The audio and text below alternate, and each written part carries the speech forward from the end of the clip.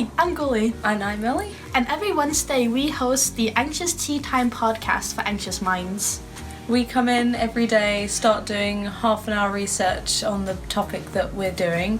This topic is normally something that's either in a high topic of conversation in the media, or something that we know especially that needs to be addressed, or something that people aren't really aware of. It always relates to mental health, and seeing as we're both psychology students is something we have an interest in and knowledge of anyways. So we try to take more of a deep dive into mental health, more so than we feel that other media outlets are doing at the moment. So as you were saying, we do base it off our interest of what's currently going on in the media, but we do try to base a discussion more on current research and trying to make that more accessible for the overall public. It's part of a placement, but we have found that it's just a lot of fun to do. When we first started, it was a bit daunting, wasn't it? We were kind of thrown into the entire thing, just make a radio show, make a podcast. We used GarageBand, which is very simple, just for basic editing, and then we just talk freely. We're already friends, so we tend to bounce a bit back and forth anyways. And it's been a very good experience for both of us, and we also have a lot of creative freedom to do what we want as well. Yeah, we like to discuss both aspects of a topic of conversation, because normally in media you only get one side of things. Like we discussed video games, you only hear really that video games cause this one thing, when actually it can be a variety of different reasons, and it could be specific people play video games or video games cause something. So we like to discuss all the different aspects of this one thing, and we just love what we're doing here, especially considering we get to do and talk about whatever we really want. And we also like to add our own little flair into it as well. We don't just Google stuff online and then read from a script, reading stats and statistics and just articles and not really putting our own thing. We like to bounce ideas off each other and sort of get in and put in our own personal inputs of what we've faced in mental health as well. Yeah, and the kind of nuance of it, and kind of using our own experience to bounce off things. And I think one of our main points that we're very passionate about is that everyone has mental health.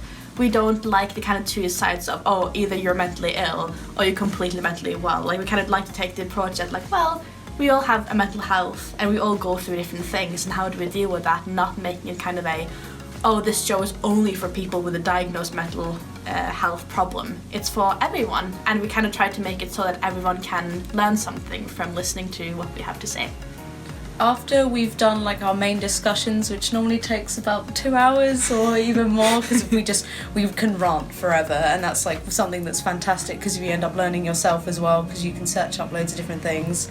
But we'll spend another hour or two editing all of our silly mistakes, because you may have heard one of our podcasts that it could sound professional and perfect, but we sit there ages nitpicking all the heavy breathing and all the times we're wait a minute. This isn't right. Wait, let's say that again. This doesn't make sense, or okay, that may have been a bit of a bend, but we'll sit there editing it, and then we'll save it and turn it into an MP3 so everyone can listen to it. Yeah, we don't really have a script unless you go into some very heavy or very academic topics, but we usually have little shared Google Docs where you can both be on the document at the same time for two computers.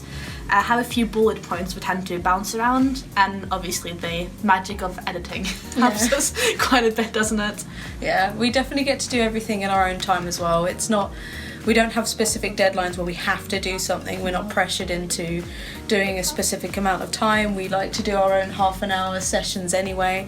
So we have a lot of creative freedom of how long and when to do it, and we can do our research in our own time or come in and do it then and there. So it's a really good thing to do, and it's really happy to go along with. Oh yeah, it's definitely something we would recommend for other people who do have an interest in mental health or something related to it to get involved with, because not only is it you feel very accomplished when we have finished an episode. You're always every Wednesday it's we did that. We made an episode. It's nice to have almost a tangible thing of what you made. But as you said, we learn a lot from this as well, and it's just kind of a good thing to kind of get you out of the house in a way and just create something. Yeah. And we can also understand that it's very daunting, because even we've done, this is our 9th episode that we're doing, and we still beforehand we were a bit worried okay, we're going to fill the half an hour in.